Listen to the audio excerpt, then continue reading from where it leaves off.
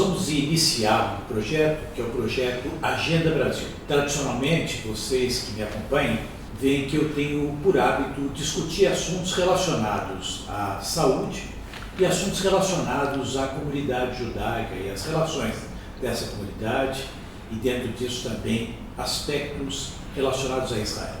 Entretanto, nós estamos ampliando um pouco isso, no sentido de poder aprofundar temas que são importantes, particularmente frente ao cenário de 2022, aí sim, com as eleições nos diversos espaços da sociedade brasileira. Nós vamos iniciar isso no dia de hoje com uma figura que me é muito cara, respeitada e querida, que é o ministro Celso Lavra. Celso Lavra tem o grande mérito de percorrer com igual proficiência, brilho e elegância várias áreas das ciências humanas. Ele se graduou em Direito, sendo mestre, doutor e livre docente. Obteve o seu PhD na Cornell. Tem diversos livros em vários idiomas, coeditor da Revista de Política Externa, leciona na USP e até mesmo hoje como professor emérito desde 1971, tendo sido ministro das Relações Exteriores, da Indústria e Comércio. Ele é membro da Corte Permanente de Arbitragem Internacional de Haia, com diversos prêmios. Dentro da comunidade judaica, não preciso dizer, o seu papel ele está presente em praticamente todas as entidades da nossa comunidade. Presidente do Conselho Consultivo do Hospital Israelita Albert Einstein, presidente do Conselho da Unipes, filântropo, um amigo, uma pessoa leal, alguém que nos inspira. Eu costumo procurá-lo sempre quando tenho qualquer tipo de dúvida ou um aconselhamento que se faça necessário, mediante assuntos de natureza da comunidade, na área política e até mesmo na área pessoal. Portanto, para mim, acho que é um privilégio iniciar o dia de hoje e esse programa com o Celso Lavra. Seja bem-vindo, ministro Celso Lavra. Cláudio, muito obrigado. Como vocês viram, somos amigos há muitos anos, nos entendemos muito. É uma parceria que eu aprecio muito e hoje é mais uma oportunidade de a gente exercitar o convívio que nós dois tanto apreciamos. Dentro de tantas atribuições, uma que se destaca foi o fato do exercício da presidência da FAPESP durante um período longo, inclusive. Portanto, alguém muito afeito às questões de pesquisa. Como o Brasil e os brasileiros passaram a enxergar a ciência e qual foi a importância dos pesquisadores deste momento? Cláudio, olha, em primeiro lugar eu agradeço a pergunta, porque a FAPESP é uma grande instituição.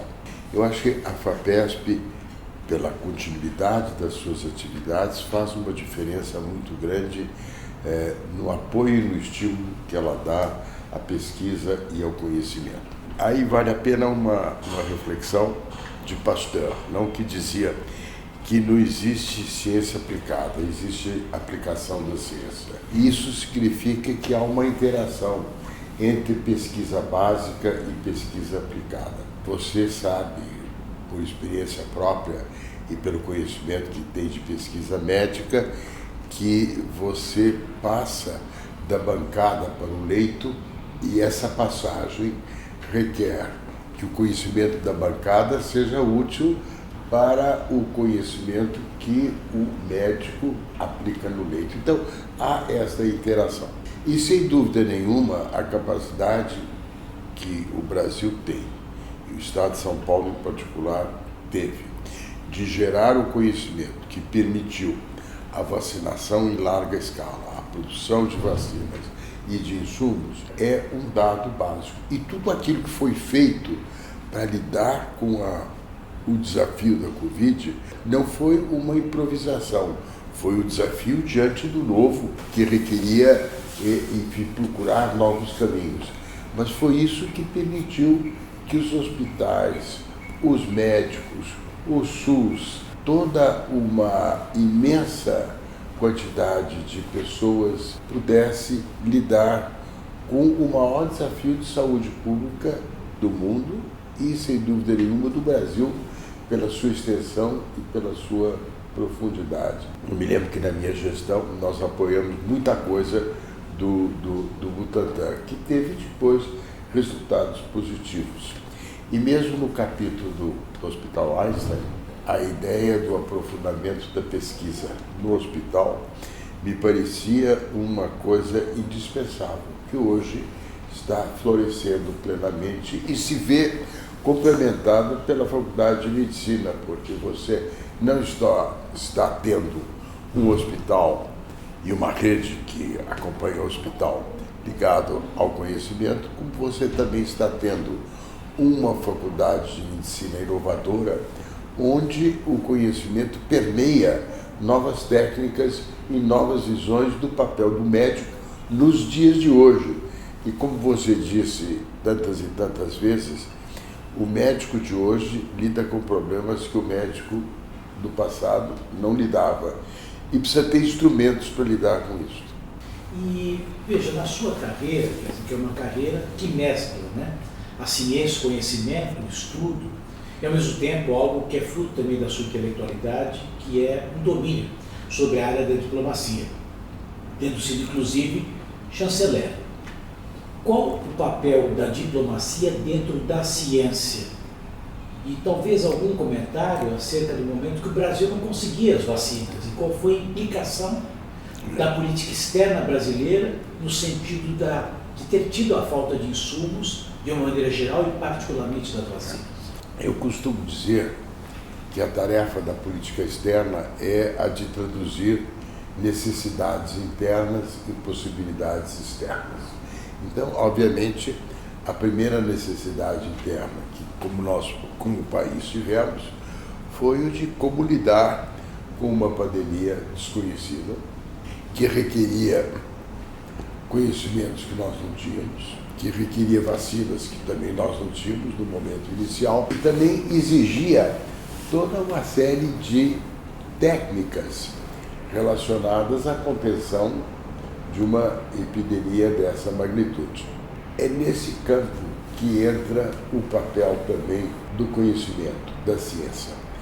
A Royal Society, que foi a primeira instituição a ter um ministro das Relações Exteriores antes do governo da Grã-Bretanha, imaginou sempre que havia para as academias um papel muito importante de promover uma interação do conhecimento por uma diplomacia de cooperação entre os homens de conhecimento. Naturalmente, o tempo foi levando a uma maneira de institucionalizar isto compatível com as necessidades do nosso tempo.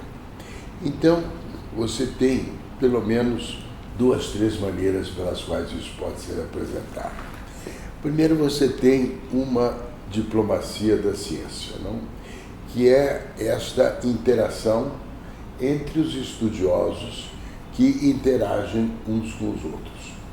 Se não tivesse uma efetiva rede de contatos entre pesquisadores brasileiros e pesquisadores internacionais, fruto dessa diplomacia da ciência, nós não teríamos tido condições de pôr de pé o que acabamos pondo. Então, quando eu estava na FAPESP, um dos meus propósitos foi o da internacionalização da FAPESP, que a FAPESP podia promover esta diplomacia da ciência por acordos de cooperação, por projetos conjuntos em todas as áreas do conhecimento. E que a densidade do conhecimento no Estado de São Paulo, a qualidade dos seus centros de pesquisa, das suas universidades, permitiu que pudesse haver uma relação igualitária, quer dizer, não era assistência técnica, era um tipo de cooperação de outra natureza. Então, isso funcionou muito significativamente. Acho que o governo federal brasileiro foi muito pouco construtivo nesta área. Poderia ter atuado na Organização Mundial da Saúde de maneira muito mais proativa do que agiu. Seja em termos aí de cooperação e de compra de vacinas, seja também como um instrumento de atuação internacional. O que acabou levando a uma dinâmica maior da diplomacia subnacional, ou seja, a diplomacia que fazem os estados. Não? Aqui em São Paulo, sem dúvida nenhuma, uma movimentação diplomática intensa do governador Dória e os seus contatos com a China foram um dado importante que permitiu com facilidade um entendimento que deu ao Butantan uma capacidade de produção e de distribuição dentro do estado de São Paulo e depois dentro do Brasil muito significativa. Agora, há áreas do conhecimento que se tornaram prementes na agenda internacional. Eu vou dar um exemplo da minha própria experiência. A área do meio ambiente é hoje um pedaço inarredável da agenda internacional. É o capítulo da porosidade das fronteiras, é o capítulo do que o que você faz aqui afeta o que acontece em outros lugares e vice-versa. Não? Os ecossistemas se situam em territórios nacionais, mas o impacto do que neles acontece tem efeito internacional. A Amazônia é o exemplo mais óbvio. A Amazônia nos afeta também por conta do regime de chuvas e pelas consequências que isso tem para a mudança climática. A FAPESP tem um programa muito interessante que é o Biota. O Biota levanta a biodiversidade do estado de São Paulo, avalia o que tem, o seu melhor aproveitamento econômico, as possibilidades de conservação e assim sucessivamente. E é um exemplo dessa relação entre conhecimento e policy making, não? Coisa que você na área de saúde vê a toda hora. Então, a avaliação dos riscos da destruição do planeta é algo que vem pelo conhecimento e por aquilo que é a aplicação do conhecimento. Não dá para aplicar critérios tradicionais como prudência, enfim, conduzir as coisas com cuidado. Assim como em medicina, você não pode apenas recorrer ao bom senso. Sem bom senso, evidentemente, não há nenhuma coisa que funcione. Na revista Fórum, o senhor disse que a tarefa da política externa como política pública é a de traduzir necessidades internas em possibilidades externas. Quais são as maiores necessidades internas do Brasil nesse momento? Um país de escala continental, ele tem certos recursos de poder, ele não é uma grande potência, mas ele é uma potência com capacidade de ter peso na vida internacional. E para isso, naturalmente, ele precisa escolher quais áreas ele pode atuar de maneira mais construtiva. Na esfera das negociações de desarmamento nuclear, o nosso papel é mais modesto do que é nas grandes negociações de meio ambiente. Então você vê que, primeiro, é uma preocupação internacional, mas não é apenas uma preocupação internacional, é, sobretudo, uma preocupação nacional. Você tem toda a história da sustentabilidade da Amazônia. Você tem o capítulo do risco do desmatamento afetar, além de um tipping point, a continuidade da Amazônia. Você tem os desdobramentos disso para o regime de chuvas e para a agricultura. Você vê que no plano da sociedade civil, não apenas as organizações não governamentais, mas as empresas hoje, por conta do ESG, passaram a atribuir à sustentabilidade uma dimensão que antes não tinha. Qualquer grande empresa hoje que deseje ter acesso aos grandes financiamentos internacionais, ou que queira ter um rating apropriado das grandes empresas de rating, tem que ter métricas de sustentabilidade que assegurem um desempenho das suas cadeias produtivas. Eu vejo pela minha experiência empresarial própria em Klabin como há um cuidado muito grande em manter a qualidade e as métricas de sustentabilidade em toda a cadeia produtiva. e também inovações técnicas que permitam lidar também com desafios presentes, alguns até positivos, como a substituição do plástico pelo papel. Então, eu acho que meio ambiente é um grande tema. E eu acho que o Brasil, na área de meio ambiente, é uma grande potência. Nenhum dos grandes temas do meio ambiente pode ser equacionado sem uma contribuição efetiva do Brasil. E desde a Rio 92, nós acumulamos um capital diplomático, não? Que é um capital de reputação, de credibilidade, não? Foi sendo construído e no momento atual está sendo dilapidado. É algo em relação ao qual creio que é uma urgência muito grande. Um outro tema que emerge, esta pandemia foi algo novo no panorama da saúde. E nós já tivemos outras pandemias. Elas foram graves, mas de alcance menor. E puderam ser equacionadas pelos mecanismos do avanço do conhecimento, começando pela vacinação em larga escala e pela compreensão que se teve de como é que você delimita os riscos da propagação.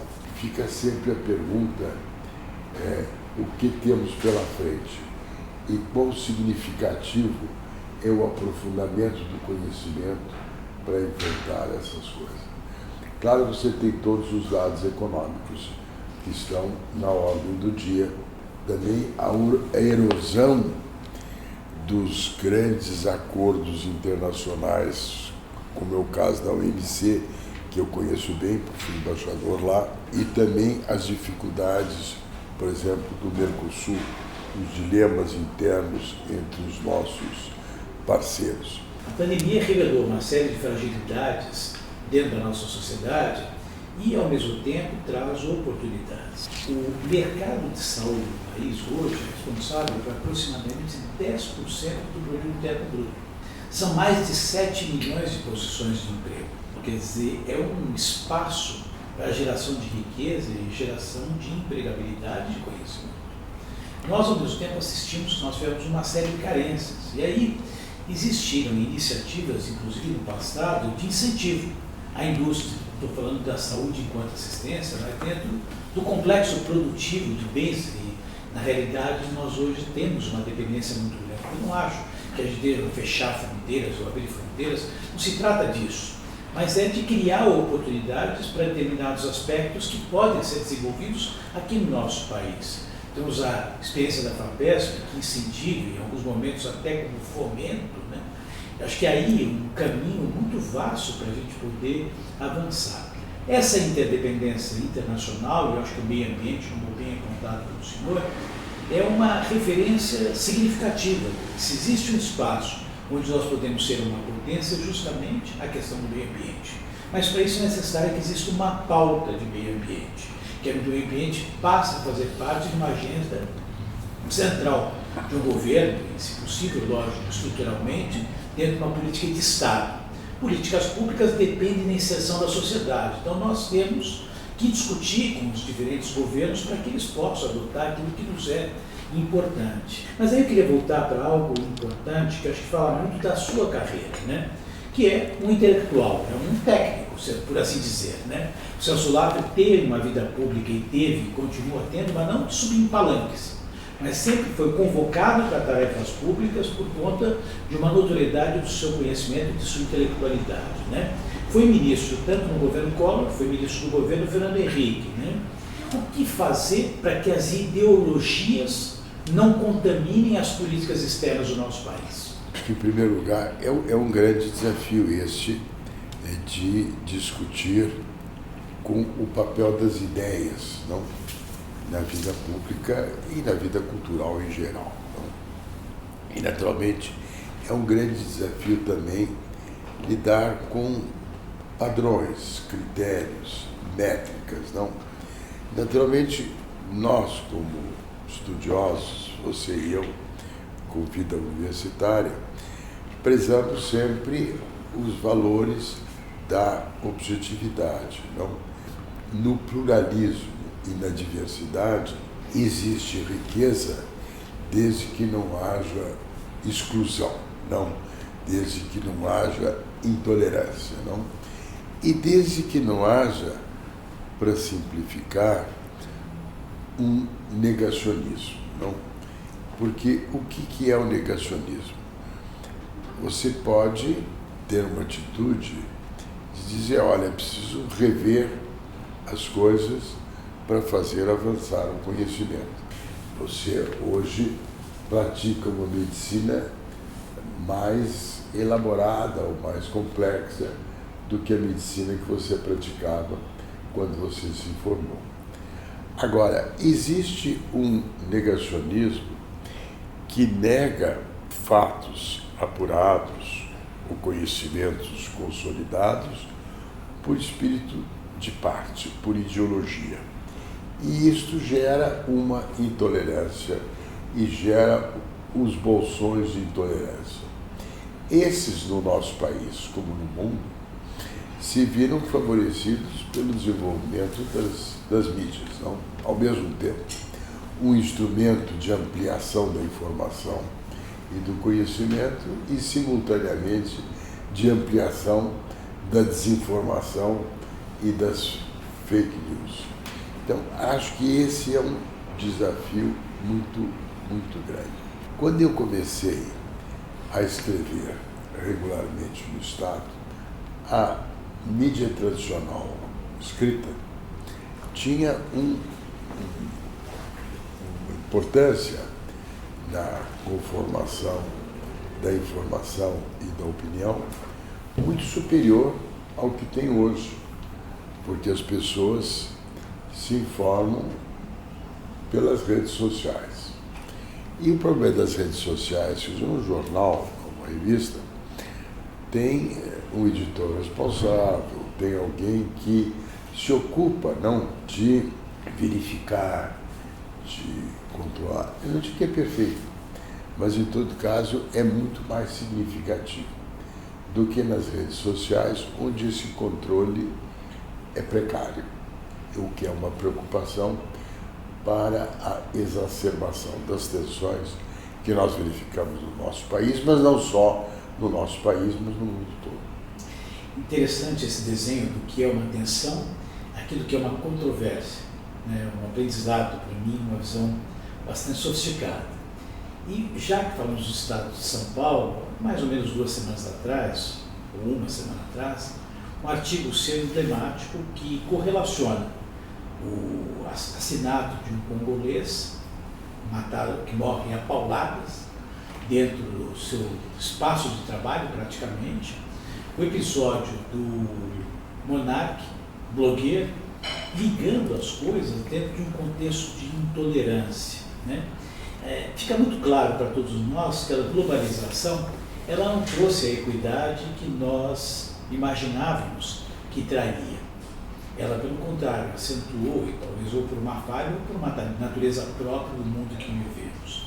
Mas o fato é que os discursos ultranacionalistas de autodefesa ganharam espaço, não só no Brasil, mas em vários locais do mundo.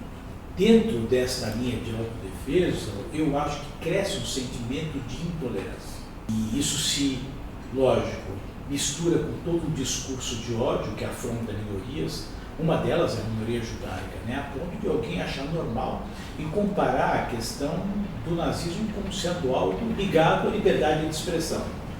E aí compara os cenários que são complexos, quer dizer, com números frios, que o comunismo matou tantos milhões de pessoas, o nazismo talvez tenha matado outros milhões de pessoas, na luta por uma visão de um contexto socioeconômico, o outro cujo propósito era a morte, per si, o propósito.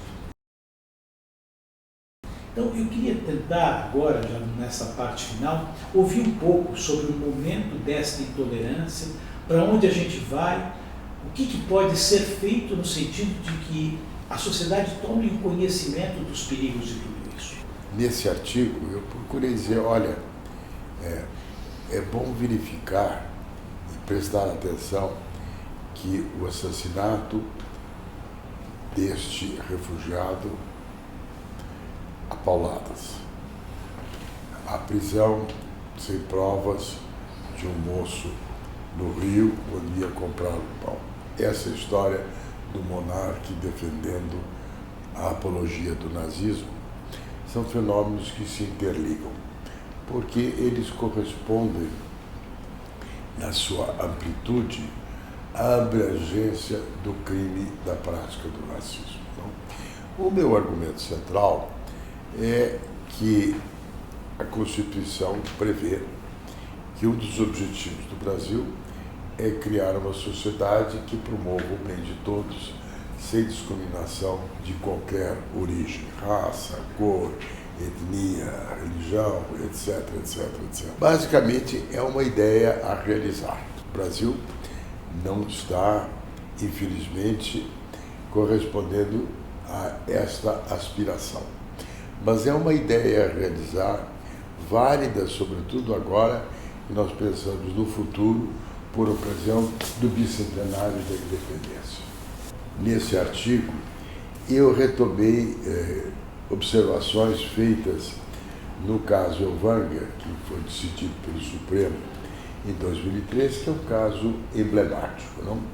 Então, o primeiro ponto é qual é a abrangência do crime da prática do racismo, que a Constituição prevê como crime e a legislação infraconstitucional tipifica.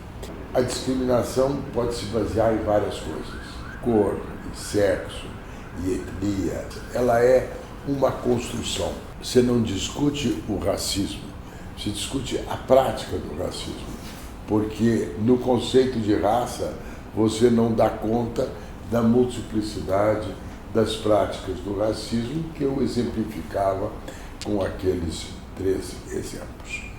E foi no caso Elvanger que o Elvanger era um editor de Porto Alegre que se dedicava a denegar o Holocausto e a publicar obras de antissemitismo. Foi condenado. Aí ele, num habeas corpus ardiloso, feito pela criatividade do seu advogado, diz: olha, é o seguinte, não cabe-se essa tipificação.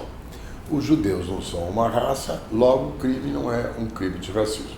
Pode ser um crime de incitação, etc, etc. O meu argumento na época é: olha, os judeus não são uma raça, mas nós todos integramos uma só raça, que é a espécie humana. E todos podem ser objetos da prática do racismo. Então, é na prática que você verifica a incidência desses processos que criam grupos vulneráveis numa sociedade. O princípio básico dos direitos humanos é a igualdade e a não discriminação, que foi se aprofundando por um processo de especificação. É aprofundar a tutela do ser em situação que tem maior vulnerabilidade. Crianças, idosos, mulheres, não foi por aí que começou. E aí acabou chegando a especificar esses que se tornam vulneráveis pelos crimes da prática do racismo. E esses crimes da prática do racismo são crimes que também contemplam o discurso de ódio. O ódio não é uma novidade na história mundial. Naturalmente, as redes sociais permitem a propagação do ódio. Não, eu cito até uma frase do Visconde de Sabugosa, Monteiro Lobato, em que ele diz: o ódio é assim, não para em coisa nenhuma. Que é o que leva a essa história de refletir: existem ou não limites à liberdade de expressão? O meu argumento, naquele momento e agora, se baseia muito no que diz Stuart Mill. Stuart Mill, grande teórico da liberdade, disse: no exercício da liberdade você tem condutas que dizem respeito só a você, só afetam a você. Então aí a sua liberdade é limitada. Se você quiser se prejudicar, você se prejudica, você está prejudicando a você mesmo. Mas existem condutas que afetam outros.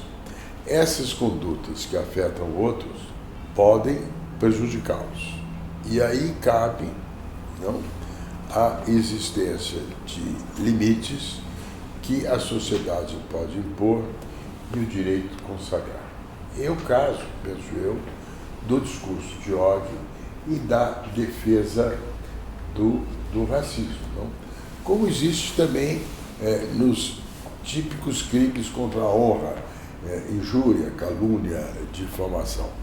Porque eles criam, vamos dizer assim, um dano moral público. Não?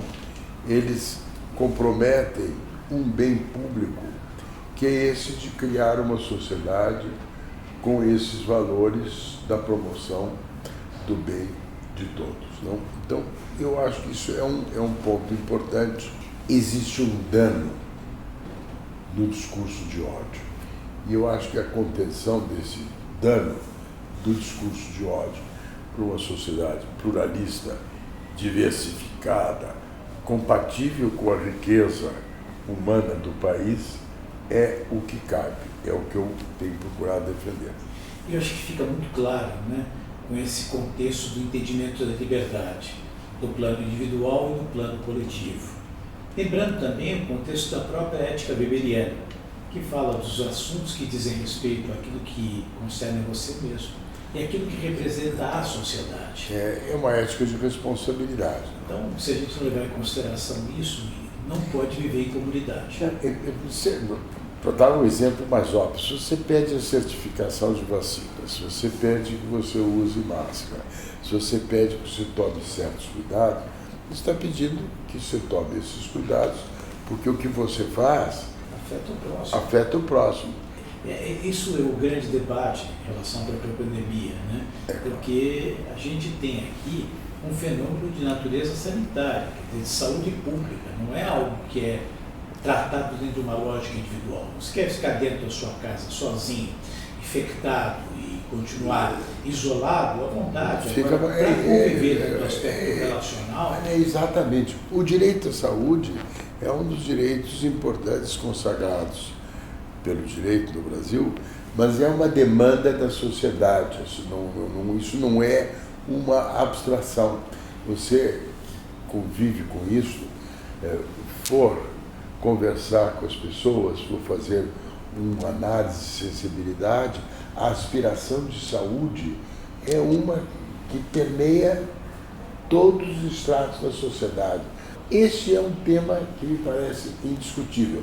Onde arguir o tema da liberdade de expressão é uma extrapolação sem sentido. Queria lhe agradecer. E talvez a grande mensagem que vem na conversa com o ministro Celso Laffer é da necessidade permanente de nós, ao assumirmos desafios, estarmos preparados com o tecnicismo necessário. Nós não queremos mais médicos técnicos, nós queremos médicos técnicos e líderes.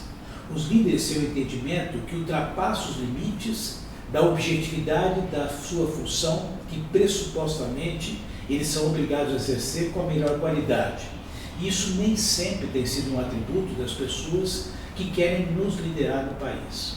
O ministro Celso Laffer é uma pessoa que fez da sua vida o conhecimento e que inspirou uma série de pessoas mais jovens, e eu sou uma delas, a buscar a diferenciação de maneira qualificada. O ministro Celso Laffer é uma pessoa que inspira a juventude, particularmente a comunidade judaica, sendo para nós um grande patrono no coração e na intelectualidade. Eu quero agradecer não por hoje, quero agradecer por uma vida dedicada às frentes onde eu estive presente, mas uma vida dedicada à vida. Nós precisamos de pessoas como você. Albert Einstein, que é o patrono do nosso hospital, que a sua família ajudou desde o primeiro dia, ele dizia que a vida é feita por exemplos. E você está dando o melhor deles. Muito obrigado. Muito obrigado. Você exagerou muito, mas eu agradeço. Obrigado, e a gente volta em breve com a nossa próxima entrevista. Obrigado.